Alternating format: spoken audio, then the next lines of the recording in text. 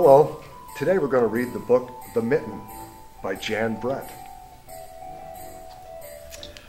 Once there was a boy named Nicky who wanted his mittens made from wool as white as snow.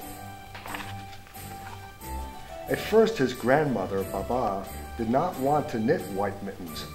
If you drop one of the mittens in the snow, she warned, you'll never find it. But Nicky wanted snow-white mittens, and finally Baba made them. After she finished, she said, "When you come home, first I will look to see if you are safe and sound, but then I will look to see if you still have your snow-white mittens." So off Nicky went, and it wasn't long until one of his new mittens dropped in the snow and was left behind. Do you see where the mitten is? Right there. A mole, a tiny little mole, tired from tunneling along, discovered the mitten and burrowed inside. It was cozy and warm and just the right size, so he decided to stay. Do you see the mole going inside the mitten? Right there.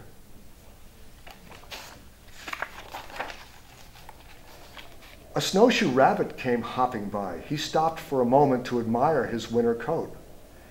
It was then that he saw the mitten, and he wiggled in, feet first. The mole didn't think there was enough room for the both of them, but when he saw the rabbit's big kickers, he moved over. Next, a hedgehog came shuffling along. Having spent the day looking under wet leaves for things to eat, he decided to move into the mitten and warm himself. The mole and the rabbit were bumped and jostled, but not being ones to argue with someone who was covered with prickles, they made room. Look at that hedgehog climbing into that mitten.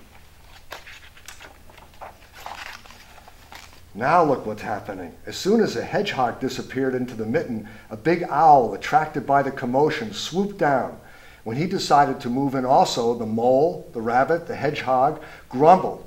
But when they saw the owl's glinty talons, they quickly let him in. Do you see the glinty talons at the end of the owl? They look sharp. Up through the snow appeared a badger. He eyed the mitten and began to climb in. The mole, the rabbit, the hedgehog, and the owl were not pleased. There was no room left. But when they saw his diggers, they gave him the thumb. Look at that mitten now, how much it's stretched out. It started snowing, but the animals were snug in the mitten. A waft of warm steam rose in the air, and a fox trotting by stopped to investigate. Just the sight of the cozy mitten made him feel drowsy. The fox poked his muzzle in. When the mole, the rabbit, the hedgehog, the owl, and the badger saw his shiny teeth, they gave the fox lots of room. A great bear lumbered by. He spied the mitten, all plumped up. Not being one to be left out in the cold, he began to nose his way in. The animals were packed in as tightly as could be, but what animal could argue with a bear? Look at how big that mitten has gotten. The mitten had swelled and stretched. It was pulled and budged to many times its size, but Baba's good knitting held fast. Along came a meadow mouse, no bigger than an acorn. She wriggled into the one space left and made herself comfortable on top of the great bear's nose. Can you see the mouse on top of the bear's nose? The bear, tickled by the mouse's whiskers, gave an enormous sneeze. Achoo!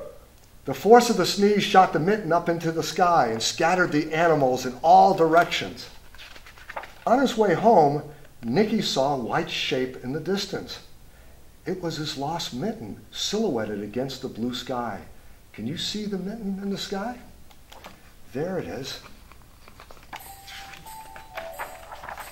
As he ran to catch his snow-white mitten, he saw Baba's face in the window.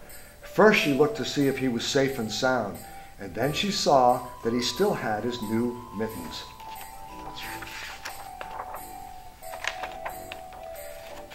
Now look at this last picture. Baba's thinking to herself, I wonder how that mitten got so much bigger than this mitten. I hope you enjoyed the story, The Mitten by Jan Brett.